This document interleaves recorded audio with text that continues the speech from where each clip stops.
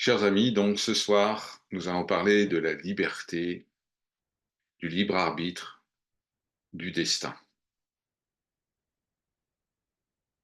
Sri Ramana aborde ces trois sujets dans un seul verset d'Ulladu Narpadu, des 40 versets sur la réalité. Ce verset 19 que je vous lis. Le débat entre le libre arbitre et le destin est réservé à ceux qui ne connaissent pas la racine des deux. Ceux qui connaissent le soi, qui est la source commune du libre arbitre et du destin, les déposent tous deux et n'y reviennent jamais.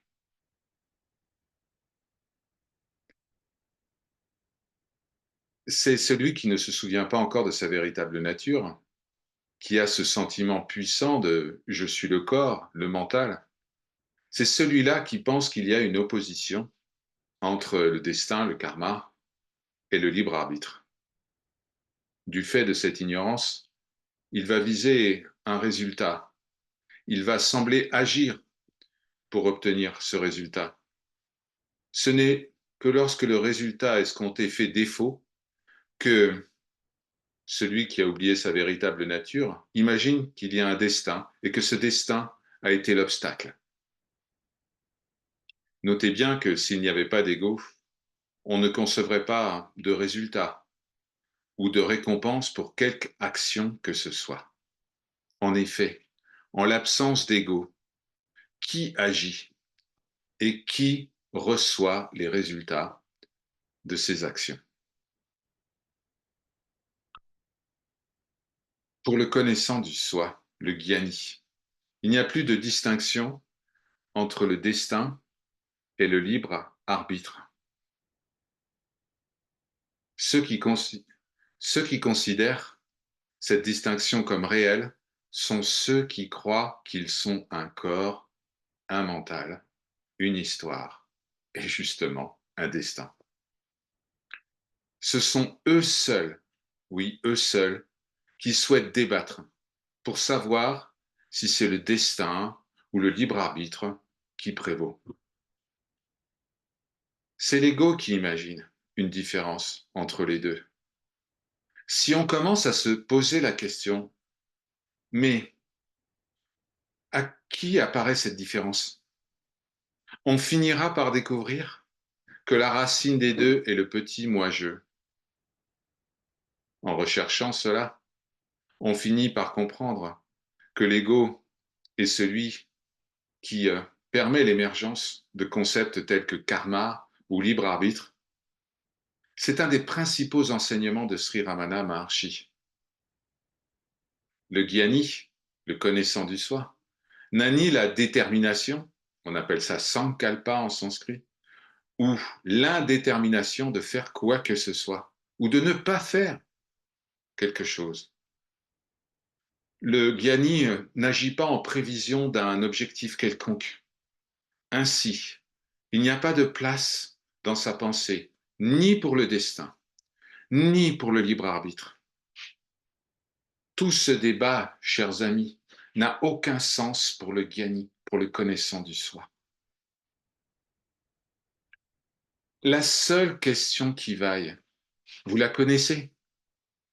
La seule question qui vaille est, mais qui suis-je? Qui imagine le destin ou le libre arbitre? Tant que cela n'est pas clair, alors un million d'autres questions vont surgir. Mais dès que c'est clair, alors c'est la fin de toute question.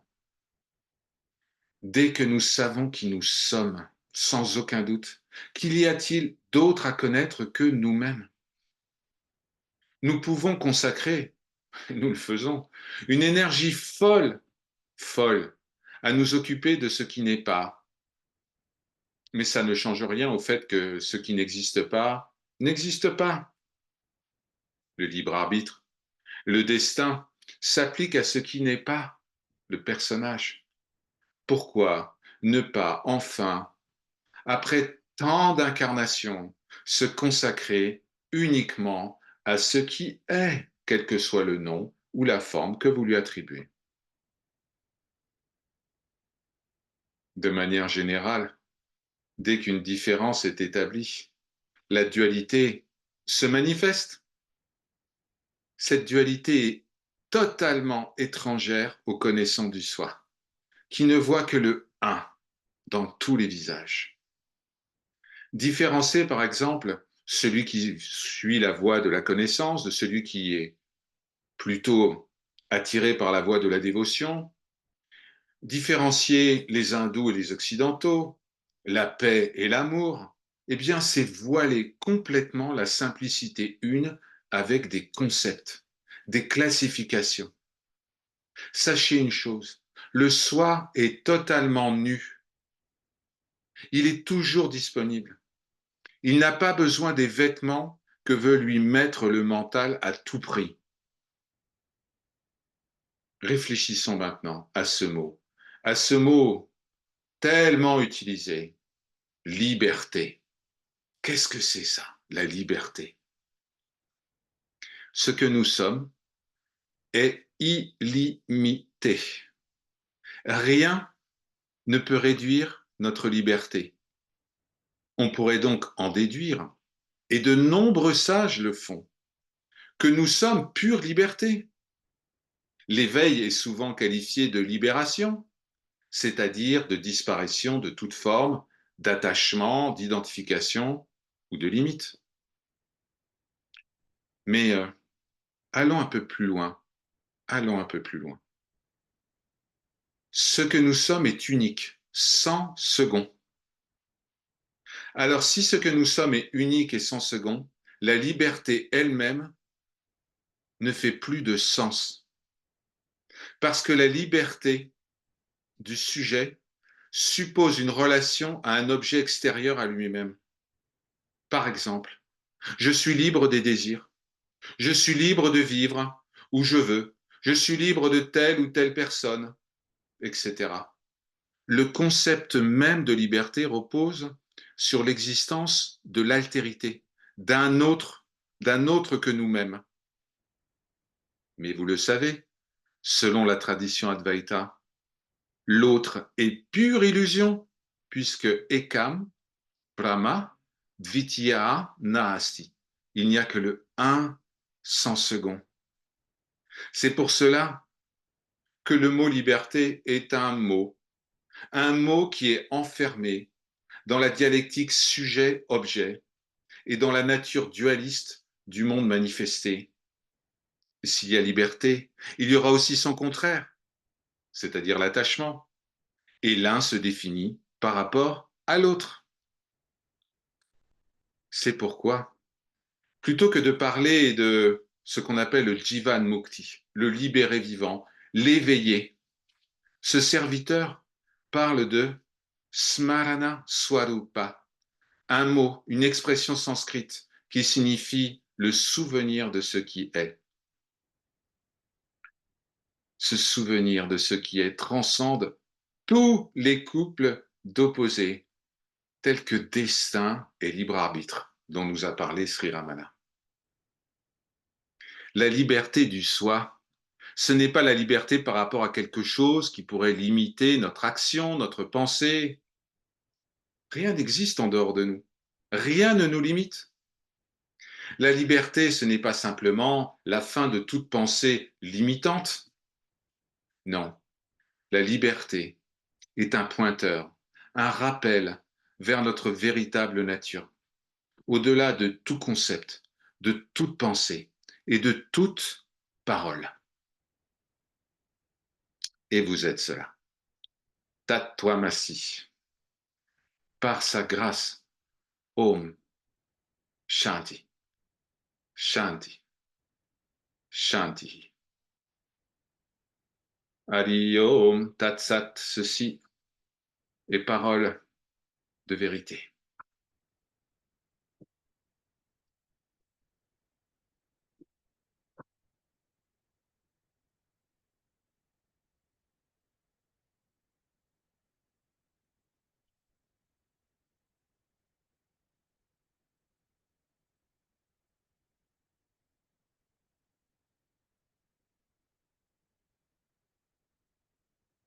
Ce soir, nous sommes allés un peu plus loin. que l'interprétation ou le commentaire du verset 19, l'interprétation traditionnelle. Parce que lorsque on adopte pleinement et sans aucun doute le point de vue Advaita, non duel, alors il faut aller au bout. Et lorsqu'on va au bout, cela veut dire qu'on va transcender tous les couples d'opposés. Et les notions telles que liberté supposent le contraire de la liberté, l'attachement. Les notions telles que l'amour supposent son contraire, la haine. Les notions telles que la paix supposent le contraire, la guerre. Mais ce que nous sommes est au-delà de tous les mots, de tous les couples d'opposés. C'est pour cela que un certain nombre de sages, d'enseignants que vous suivez, que vous aimez, utilisent souvent la lettre majuscule lorsqu'ils parlent d'amour, A, le grand A, pour montrer qu'il y a une transcendance, qu'on ne s'inscrit pas dans des oppositions qui sont la marque même de ce monde en noir et blanc, de ce monde dualiste.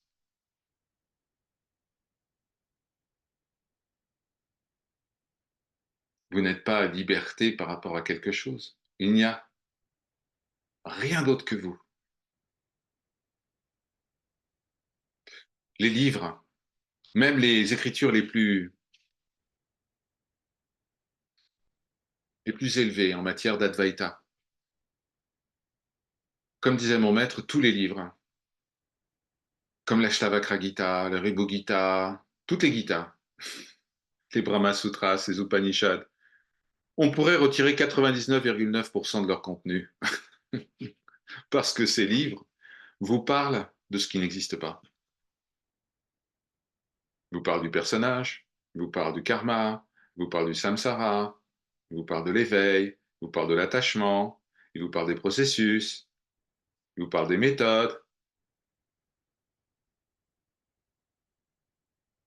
alors qu'en réalité, il suffirait d'avoir un livre uniquement composé de pages blanches, et puis la dernière page serait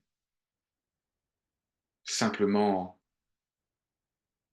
revêtue de trois mots: tat, twam, assis. Tu es cela,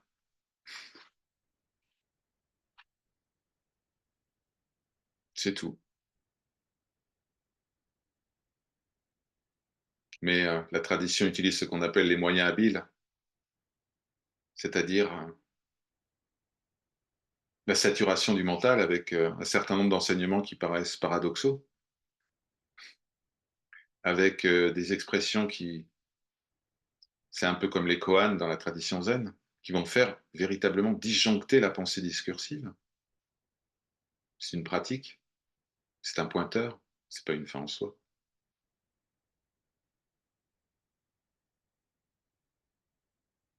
Alors, chers amis, quand vous entendez ce mot, vous êtes pure liberté. Comprenez bien le sens de ce qui est dit.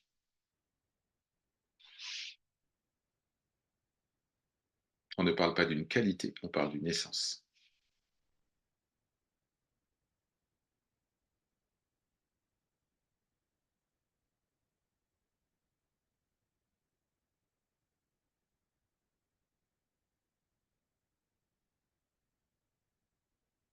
Par sa grâce.